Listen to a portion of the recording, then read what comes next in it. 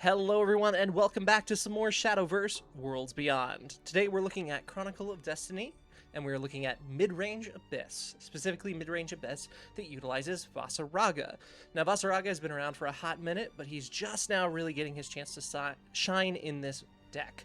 So I do want to go over a couple notable things before we get to our big boy Vaseraga. Number one, solid early game. Always important right now, especially against some of the aggro style lists. Just being able to deal with some of that, as well as push a little bit of damage, potentially against some of the slower decks. Other than that, notable cards that I have added to my list is Disrupted Commoner. This just is a straight up 5-cost 4/4 destroy a follower. Really straightforward, really easy. The only reason I teched two of these in is because I was running into some issues with Intimidate Dragon. If I don't see as many Intimidate Dragons, I'll probably drop these, but these are really important to dealing with that list. Other than that, we've got Highwire Feline, which is a solid 5-drop normal evolved target. Adaheim, just a really good tempo generator, summons 2 randomly different named Abysscraft followers that cost 2 or less from your deck, and on 2 Revolve gives all allied Abysscraft followers on the field +2/+2. Really solid, good way to pull out some healing too with some bats. Otherwise, we've just got our normal top-end package for MidRange Abyss, including Rulanai, Itsuguri, and Macmillian. So let's go ahead and get into some games, see how it goes. Alrighty, let's go ahead and get into the game here. Looks like we're going to be up against Havencraft. Now, Havencraft has a couple different variants, but the primary one is still that Super Evo Haven list. The one that relies heavily on Verdilia, Olivia, and some really high-end followers at the end of the game, utilizing Sophina and Zoe at the start to deal with early aggression. Now that being said, there is also a more slow version, a slow deck that includes amulets. So we're going to go ahead and start with keeping the Highwire Feline. The rest of this is pretty useless, so we're going to toss it back in. This is definitely what I would consider a bad starting hand. In our intro here, we went over the fact that this deck does have a low-ish curve on some of our cards. We definitely have some plays we can make early, so not getting those really hurts our tempo here at the start. We do draw Reverend Demon, though, which is going to be helpful to dealing with sort of the early tempo. But other than that, we don't really have anything for the next turn. And then we can tap out Highwire on turn 4. Our opponent here is playing a variant of Evo Haven that includes some more amulets. Like I mentioned earlier, this is pretty common now. I've been seeing a lot more of it. It is definitely annoying. More annoying than the standard version of the list. It, I think, is stronger in the early game. Alright, so he's going to go ahead and play out his Sophina. He's probably going to trade. Yep, we're just going to draw off that, pull out one of our Disrupted Commoners. Like I mentioned, this card isn't going to be super useful in this particular matchup. It's very, very much a tech card, specifically for Intimidate Dragon. Since this guy is an Intimidate Dragon, it'll be used a little more loosely. I would not see myself playing him very often. Now, we do have 2 Vaseragas in hand as well as Adaheim, so in a perfect world, we're going to play Highwire next turn, Vaseraga into Adaheim. So he's going to go ahead and Evo this out. It's on Evo, kills a card, and then this on Evo, which Evos from another Evo card, it kills 2. Really strong opening from our friend here. We are going to go ahead and play this out. This is going to clear and leave us with 2 1/1 skeletons. Not what I would consider a great board, but we've got 1 turn until he's going to go and pop off with his Verdilia. So, provided he has that, we're not looking great, but we're definitely looking okay. Next turn here, we're definitely looking to get Vaseraga down almost no matter what. If he doesn't clear the 1/1s, we might Adaheim instead, but more than likely it's going to be a Vaseraga play. We would really prefer not to Evo it. Okay, that's alright. The reason we don't want to Evo it is because he's already got this amulet on the board. And burning a Super Evo really, really sucks here. So the question is it worth it to take 4? I think yes. So I'm just going to drop down the Vaseraga. We'll take 4 from this, and then 2 from this if he pops the amulet, which I assume he will. And then he's just going to drop Verdilia, and it's not going to be able to kill anything, which is good for us. Downside is, even if it doesn't kill anything, it's still going to be 2 big Super Evolved followers. Okay, so he does not have another Verdilia. So he's going to push aggressively. I'm curious if he pops this or not. I think either way's fine for us, because this will just resummon itself. Okay, cool. So we were going to go ahead and drop our Anaheim. Did we get any summon to bat? No, we did not. So unfortunately, we're just going to have to Super Evo here. We don't get any heals out of this, which really sucks. I probably should have traded with the skeleton rather than taking 2 health off this guy, but it's fine. I'm not too worried about that. Alright, so now we see if he drops down Verdilia. He's going to Lyria, so that means he did not have Verdilia in hand more than likely. So he's digging for it. Let's see if he pulled her. He did not, so he actually is going to go with the Trow. He gets a decent hit on that. Worst case would have been Vaseraga, but he does get a decent play on that, and is going to be able to heal for 5. And then 2 more with the Academy Hijinks. Okay, so I think the play here is probably going to be Itsurugi. Let's see, what are my other options here? Yeah, I think Itsurugi is just the best play I've got. I do want to recover the evolution point, which sucks because I'd like to heal with it. But I think it's more important right now to do this. And then I'm going to recover 2 play points. And we're going to go ahead and play out this to deal a little bit more face damage. And we're just going to push a little more. Pushing him back down to 13. This puts him in a little bit better position for us in terms of potentially kill with Macmillan. So yeah, he is struggling to pull Verdilia. This is the weakness of the Super Evolve Haven list. If you don't pull Verdilia, you're just not going to be in nearly as good of shape. That being said, that's a really good play by him. I think we're still okay because we do have Macmillan. Would you want to drop this Skelly, though? Oh, shoot. We are actually not good because we are out of... We don't have enough shadows.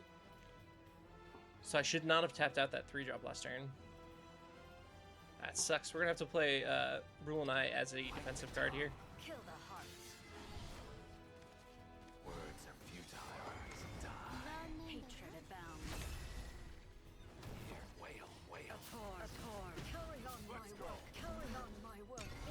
Alright, he doesn't have any Evos either, so the only route he has would be an Olivia here.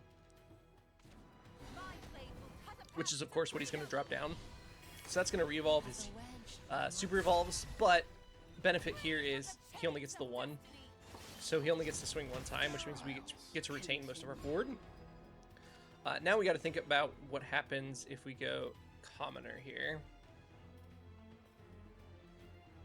So we would have 2, 3, 8, 9, 10. Okay. What if we trade in here, and then we play this? I think it's going to be a weird trade, because I want to get as many wards up as I can. So we're going to do this. Nothing as deadly as showbiz.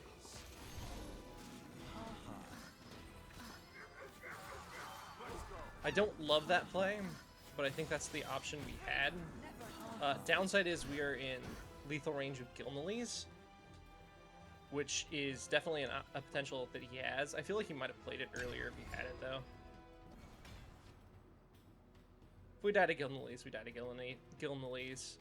I don't know that I could have avoided that realistically. He's just going to rip a Sandolphin and hope. Okay. He does not get the kill. He's got 4 mana left over, though, so it is possible he can finish us off here if he gets really, really lucky with something. But I think we probably win from here. This is definitely a Hail Mary play. Trying to hit us 3 times in the face with a full board was wishful thinking. Yep, and that'll do it. So, unfortunately, I mean, it's a good highlight of my deck, but his deck just not drawing the card he needed. Verdilia is such an important piece, and without it, it's just a non-functioning deck, in my opinion. So, great game here. Let's go ahead and roll into the next one. All right, let's go ahead and get into the next game here. Looks like we are going to be up against Forestcraft. Forestcraft is pretty exclusively going to be Tempo Forest with some hangers-on with Evo Forest, like a standard Evo list. I'm interested to see how this deck performs into this. I haven't played against a lot of Forestcraft players. I'm not sure why. It was very popular at the start of the expansion, so Very curious to see how this will go. Decent enough early hand. I'm keeping Vaseraga because we are going second, and we can tap him out on 5. He's really hard to get on the field without using an Evo, and on turn 5, a lot of times you can potentially pull it off a little bit easier. So holding him, in my opinion, is just better here, because we already have a 1-2 and potentially even 3.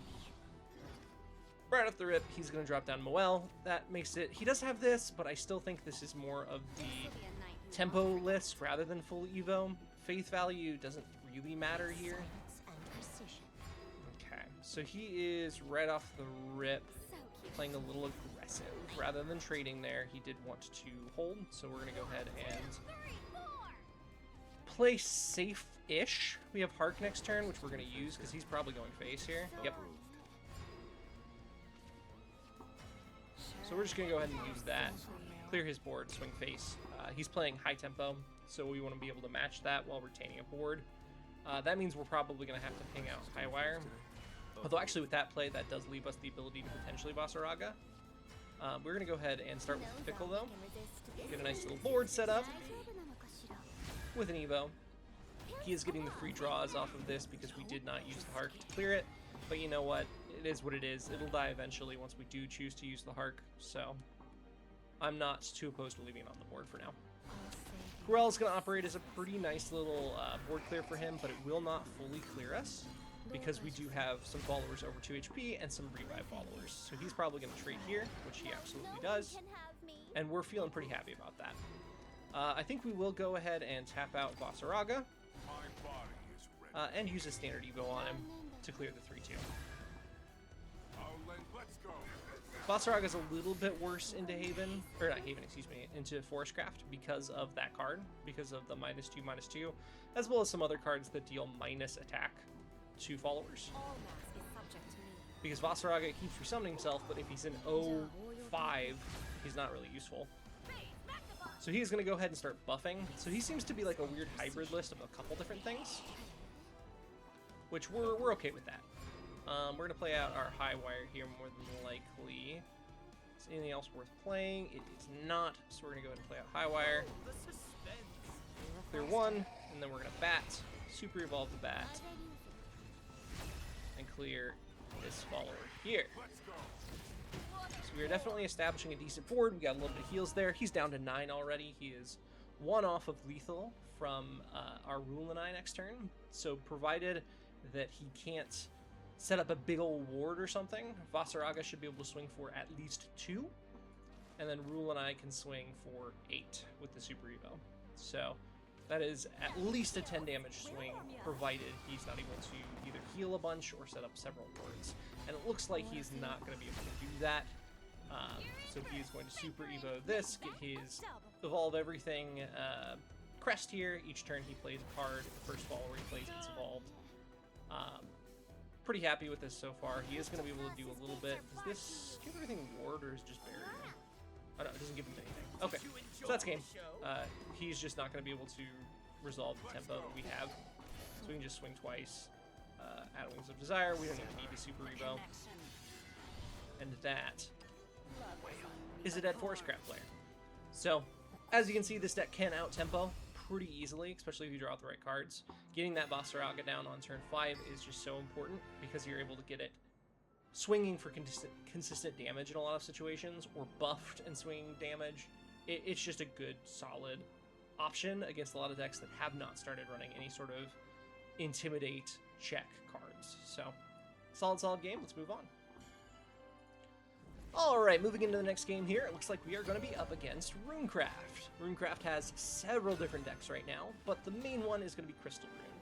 It's essentially Crystal Rune, followed by Spell Boost Rune, followed by just a bunch of other little odd decks, like Link Call, Tempo, stuff like that. So we're more than likely going to see the crest up here for Crystal, and if we don't, we're going to assume it's Spell Boost. So this deck, I think, does pretty well against both.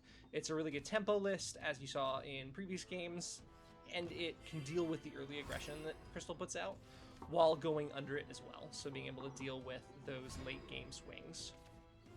Alright, starting out here, pretty decent starting hand. We got a couple Revenant Demons that are going to deal 1 damage to ourselves and draw a card when they die. Fine with that. A little bit of early damage isn't going to kill us, so I'd rather get those started early. make him respond to them rather than playing Raz here. An extra power, great. So he's going to go ahead and summon out some crystals. He's going to use it to trade rather than going face damage. Great for us yet again. So we get a couple more 1-drops in our hand. We are going to go ahead and play out another Revenant Demon as well as Lilith rather than using the Bat. The Bat will have a lot more value as we get to the later portions of the game, just being able to either put Rush on it or be able to evolve it to get some heals. So he's going to go ahead and pop Unleashed, which is going to clear our board. Again, we're okay with this.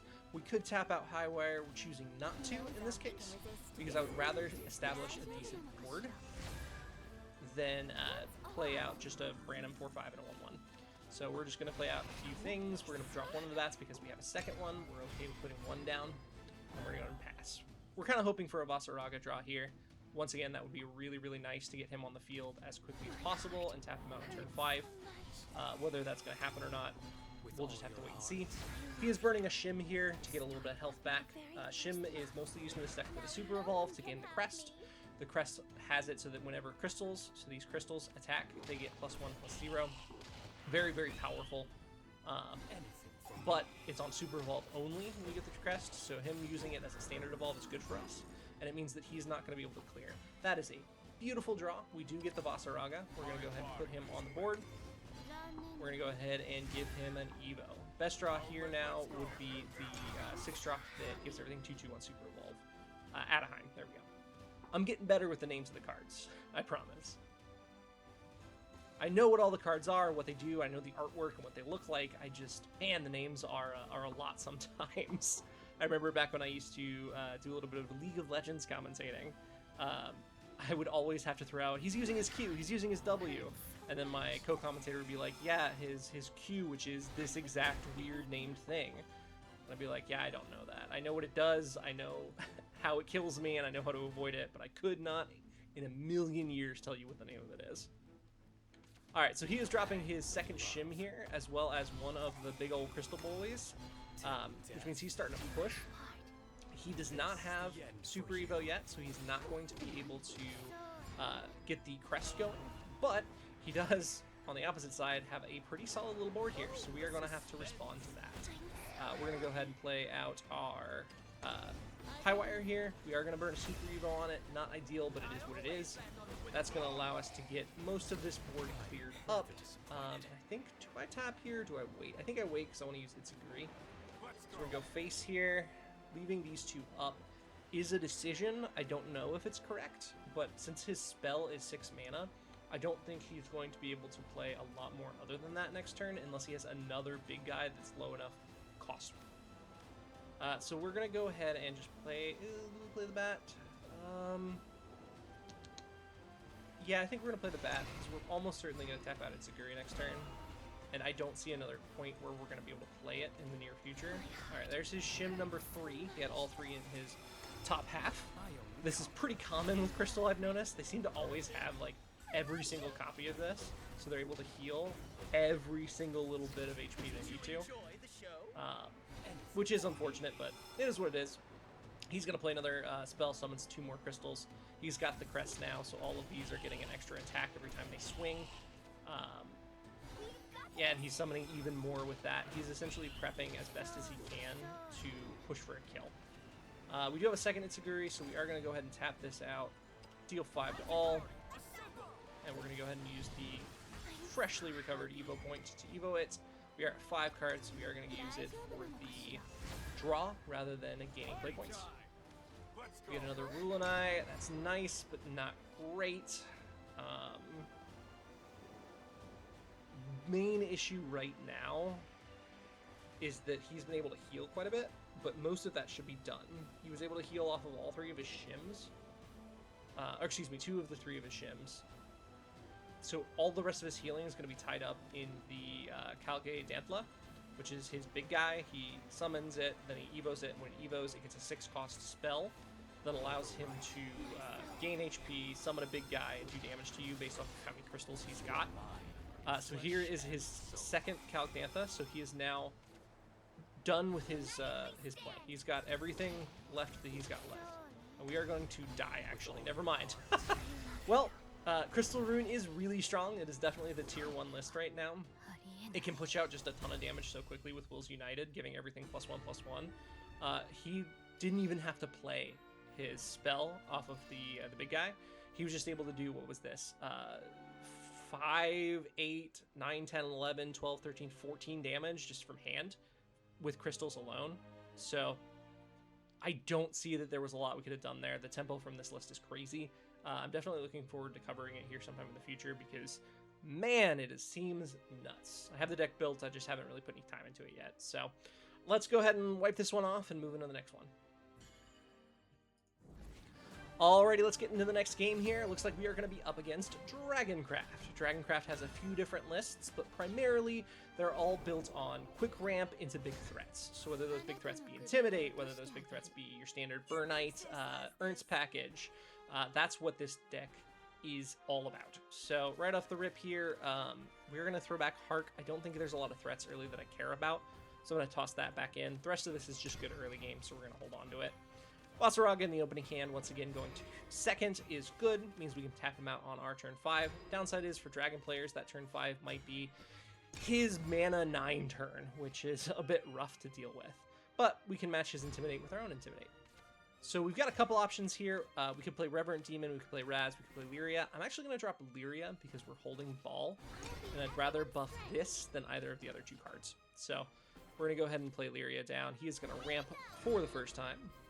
We're going to go ahead and push tempo. So we want to get as much damage on him as possible here in the early game so that our Vaseraga package can actually deal with him as we hit mid-game. Because late game, he is just going to walk all over us. So he's going to tap 1 Sloth here. That is going to clear our Lyria. Let's see if he's got a second.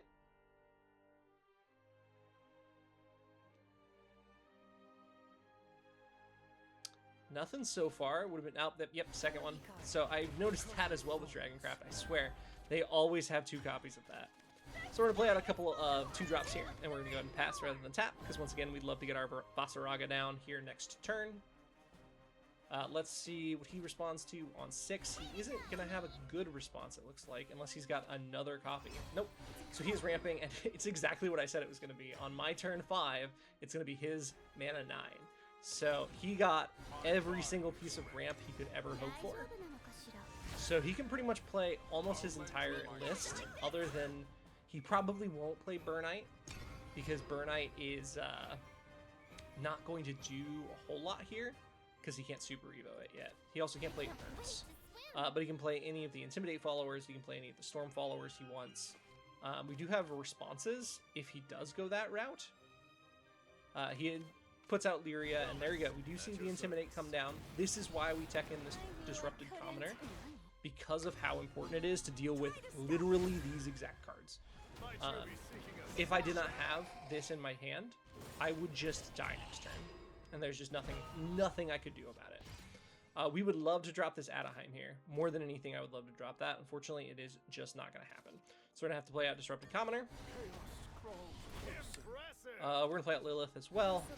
We're going to Evo the Commoner so that it can clear this, since it does have Bane. Go face with the 4. So that is why I've started running this Disrupted Commoner. Literally exclusively for this list when they drop down Intimidate cards. So he is going to throw down his Burnite now that he can Super Evo it. He was a little bit ahead, so he was able to get to his mana that he needed for Burnite before he got to the actual Super Evolves. So we're going to respond to that just with our Adaheim here. Play out a couple things, give it a Super Evo. We're going to heal a bit from the bats. Not a lot, because it's going to deal 1 damage to me when I heal, but we got to do what we got to do. Let's go ahead, and we are going to ping with this as well, and then we'll trade. Okay, he's down to 5, which we love to see. I don't think we're going to tap anything out.